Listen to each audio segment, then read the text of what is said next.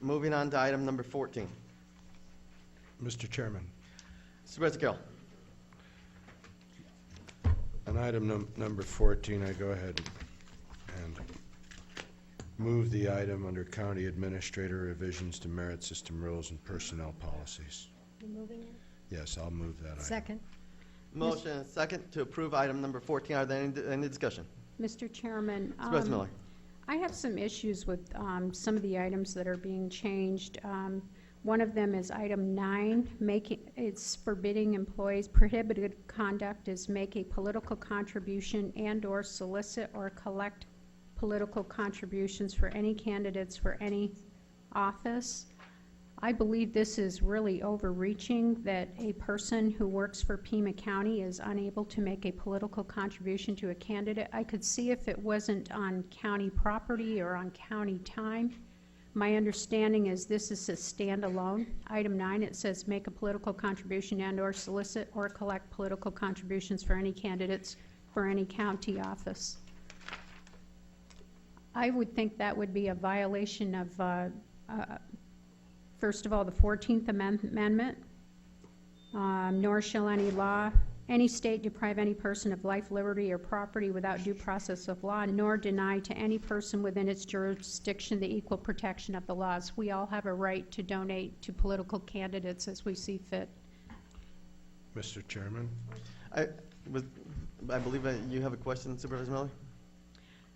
That is a comment that I'd just statement. like to make on these, that I think these are really overreaching. And then I had a question on item V, which is the text being stricken regarding relationships between county employees and minors. We're striking that from the Code of Conduct, and in my opinion, that should be left in there. It's on page 8-119, page 2 of 8-119. V, deletes Let's see, unenforceable. Mr. Huckleberry, would you? I'd like to know why is this being deleted? Or is Alan the appropriate person? Mr. Chairman, do you want to take 9 first and then go to this one? Or Yeah, why It's don't up we to go you. and do that? item 9 is just simply a policy issue related to trying to eliminate the appearance or the actual wielding of undue influence by candidates who may ask county employees for political contributions. That's right. And that's the purpose. And I don't believe it's been tested on the legal point with regard to whether or not it's infringement on constitutional rights. That would be an opinion of the county attorney. And we just think it's good policy. Mr. Chairman? Okay, and there's a second question, and then once the, The other one that I had was on item V, where we are striking the text that there can be no relationships between county employees and minors. Yes, Mr. Chairman and Supervisor Miller, let me let the Human Resources Director respond to that particular item. Mr. Bolzani? Tell me what page. I think we excluded it mainly because it's illegal anyway, so I'm going to defer to the county attorney for input on this one. I think it was reviewed and it was said that that language is not necessary because it's delineated in other places. 119, Counsel, is that correct? page 2. Know where we're at. 20. Alan, where are we at? Is this What's- further into the? Yeah, what's, If you look at, it's 810, no, wait a minute, 81, I've got them all blended together here. 8119, page hang on. 2, paragraph V, it's the last sentence being deleted. Gosh, I can't find it unless there's a memo and then there's the document. Yeah, There's the revisions, and then the documents. And I'll tell you what page it is on. It's on it's the document with the revisions, Pima County Personnel Policies 8-119, page 2, item V.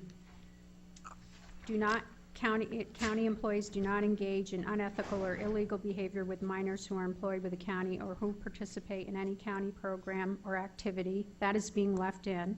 And then relationships between employees and minors that include dating or romantic involvement are strictly prohibited. That is being taken out.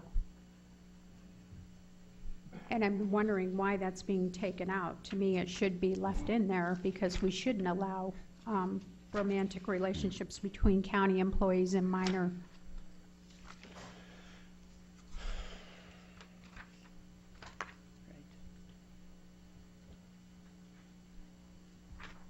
One minute, please. I think because it was deemed unenforceable is why we're taking it out, because we have no way of enforcing that off the job. But I can, if you'd like to withdraw that or not approve that particular section, paragraph V, we can bring you back. Yeah, I believe we considered this item.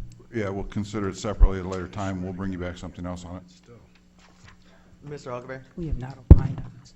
Yes, Mr. Chairman, these rules have gone through several levels of review, including the merit system, and very often some of the modifications come from their discussions. And so in this particular case, what might be appropriate is suggested by Mr. Balzami is simply continue or just leave that rule alone, and we'll bring that back separately and give you kind of the history about who requested that it be modified and why. Okay, and then the other one on the employees being allowed to donate to campaigns, you could make the argument that that wasn't enforceable. I mean, how would you know unless you were watching every single campaign? So I'd like to bring that one back too for separate discussion and vote. Mr. Chairman, Supervisor Elias? aren't all our campaign records subject to public review and public documents and actually posted online on the Secretary of State's website? So unless you're not disclosing all the campaign contributions that you receive, then there'd be a pretty clear trail that you had employees giving donations to you.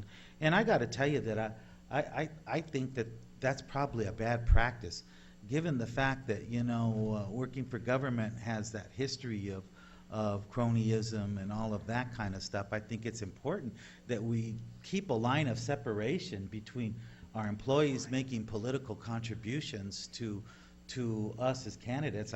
I just think that's wrong, and we ought to continue in that line. Our employees right now are not allowed to give us political contributions, and they should not be allowed to give us political contributions. I guess my It's point just a is, bad idea, I think. Mr. Chairman, I guess my point is that the individuals should have the right to choose who they do and do not give political contributions to. I know this hasn't been argued in the courts, but I think that there would be an argument there. So that is the point I'm making on this one. So I move that we bring back those two items, V, on item V, and, As substitute motion, you mean? That- There's yeah, already a motion on the floor. There's already a motion on the okay. floor. All right, So do you they wanna need to bring back withdraw what their rule and motion? what item? Do they want to withdraw the motion No, not first? withdrawn. Okay. I don't know where we're at. I don't even. Mr. Chairman, Supervisor Carroll? Mr. Chairman, I appreciate it. If you could pardon me, I'd like to just enter the fray. I'm sure it's not going to be easy. First off, I believe that other elected officials can donate to our campaigns. If you're a Exactly. Other county electeds elected, can, official, yeah. they're exempt. County employees. But I do stand behind the Hatch Act.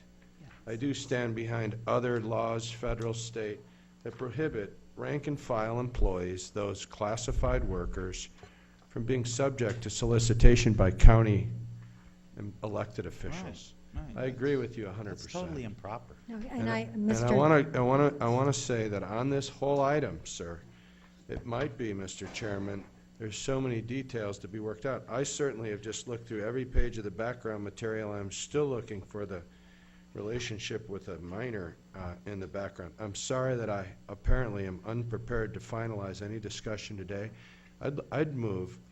There's a motion on the floor. I'd like to wait and understand the fact that this should all be looked at with Mr. Balzami, who does a great job, and our parliamentarian, as well as the chairman. If you'd like to discuss this and bring it back, that's what I'm looking forward to. It's a mess right now. Okay, so Supervisor Miller, I believe you wanted to offer a substitute. He was making that substitute. I hadn't made a substitute motion. Are you making a substitute motion, Ray? I'm just stating my opinion right now on the record so far. Okay. Then my substitute motion will be that we bring this item back for discussion on a future agenda. You did The whole Oh, the whole thing? policy. Yes, I agree with Supervisor Carroll. So my All the substitute policy motion changes. will be that we bring back the Can we revisions. continue? we continue the revisions to the merit system rules and personnel policies to the next October meeting. Is there a second to the motion? Second. All right, there's a second to the motion to continue the entire item number 14 till the October 1st meeting. All those in favor, please signify by saying aye. Aye.